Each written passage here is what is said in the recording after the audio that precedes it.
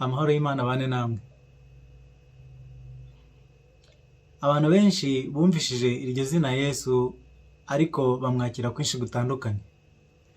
Hari abazi ko yabayeho nk'umuntu usanzwe, hari abazi ko ari umuntu mwiza, abandi bazi ko ari intumwa, abandi bazi ko ari umwana w'Imana, abandi bamufata nk'Imana, noneho hari n'abanze kumwemera bazi ko atabayeho, ngo ni ibinyoma abantu bahimbye kugira ngo babone uko bigarurira abantu.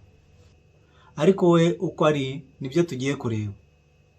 Inkuru y'uyu munsi ndayita Yesu Kristo uwo ari we mu by'ukuri.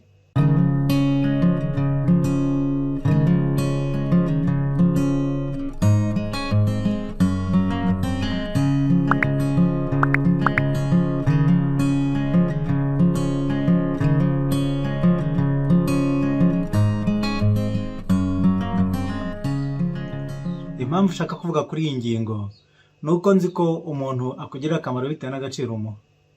Nushaka umugore cyangwa ugashaka umugabo, urukundo hagati yanyu ruzashyigikirwa n'agaciro umuha. Uko umufata niko n'inyungu z'urukundo rwanyu zizaba zingana. Nugira umuyobozi, ibyo uzamwungukiraho bizaterwa n'ukuntu umufata n'ukuntu umwubaha. Hari ukuba perezida n'umuntu nkatwe, ariko iriya ntebe yicayeho y'ububasha n'icyubahiro agufiteho ubushobozi. Icyo umwungukira kingana n'agaciro umuha imbere yawe. Numuyoboka uzunguka kurusha umupinga kandi uzarya ibiva mu butegetsi bwe. Numupinga nabwo uzunguka izindi nyungu zijyanye n'agaciro wamuhaye. Kandi burya ububasha gufiteho buzakugeraho ingaruka zijyanye n'aka gaciro nyine umuha. Inyungu ziva mu kumenya Yesu uwo ari we mu by'ukuri zingana n'uburyo twamwakiriye. Ni umukiza w'abari mu isi kandi ni umwami wabo. Nutamuha agaciro akwiriye, ntabwo agakiza atanga kazakugeraho. Numufata nk'intumwa gusa, ni intumwa nyine, intumwa zigasoza ubutumwa ikigendera. Nta gakiza uzabona. Numufata nk'umuntu mwiza usanzwe, azakubera mwiza gusa ariko nta gakiza uzabona. Ariko niwemera ububasha bwe, buriya ububasha bwe nibwo bukiza. Yohana igice cya mbere umurongo wa 4 kugeza ku wa 5. Muri we harimo ubugingo, kandi ubwo bugingo bwari umucyo w'abantu. Uwo mucyo uvira mu mwijima, ariko umwijima ntiwawumenya. Umurongo wa 10 kugeza ku 11. Yari mu isi ndetse niwe wayiremye, nyamara ab'isi ntibamumenya. Yaje mu bye ariko abe ntibamwemera. Umurongo wa 12 kugeza ku wa 13. Gucyakora abamwemeye bose bakizera izina rye, yabahaye ubushobozi bwo kuba abana b'Imana. Abo ntibabyawe n'amaraso cyangwa n'ubushake bw'umubiri cyangwa n'ubushake bw'umugabo, ahubwo babyawe n'Imana. Aha rero muri Bibiliya batubwira neza ko abe bazamwanga ntibamuha agaciro, kandi niwe ukiza abantu ibyaha n'urupfu. Sinifuza ko uba muri bamwe batamumenye. Niyo mpamvu ushaka kukwereka uwo ari we mu by'ukuri, kuko kumumenya niho agakiza gaturuka. Mu gaciro uha igitamba dutangiye ku musaraba niho harimo agakiza. Kumumenya by'ukuri, mbese imbaraga yari afite n'ukuntu yicishije bugufi kugira ngo azadukize. Izi video ngiye gutangira ni uruhererekane nsobanura umwami Yesu Kristo wari we, nkurikije uko namumenye cyangwa se uko Bibiliya imuvuga.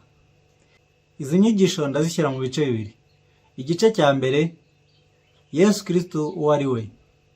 Yitwa amazina menshi. Icyo abantu cyangwa se amadini bakora, bahitamo rimwe akaba ari ryo bagenderaho bakarigira doktrine yabo. Nyamara afite ubushobozi burenze iryo zina yiswe. Ugasanga bamwise intumwa gusa, ububasha bwe bukagarukira aho ngaho. Ari nacyo gituma agakiza katagera ku bantu benshi. Igice cya kabiri ndacyita Yesu Kristo mu isezerano rya kera. Hano nshaka kwerekana ko yahozeho na mbere y'uko avuka, kandi yavuye mu ijuru. Kandi ko ibyo Abayisiraheli bemeraga n'ibyo bakoraga byose, n'ubuhanuzi na Zaburi n'amategeko ya Musa, byose byari igicucu cy'ibyari kuzaba amaze kuza. Kandi ko ari we ibyanditswe byose byavugaga. Aha Yesu yasobanuriye intumwa ze ko ibyanditswe byose bya Mose n'abahanuzi bakoze ari we byahanuraga.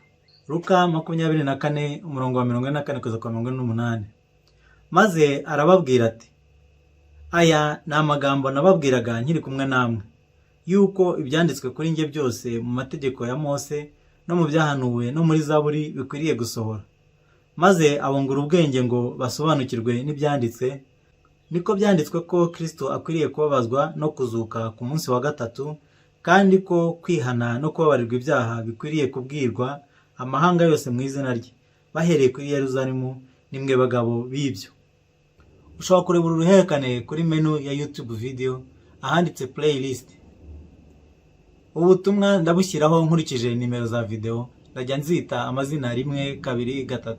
Byaba byiza uzirebye gutyo kuko akenshi hari igihe video yatambutse ibifitemo ibyo ushobora kureba bikagusobanurira video ikurikiyeho.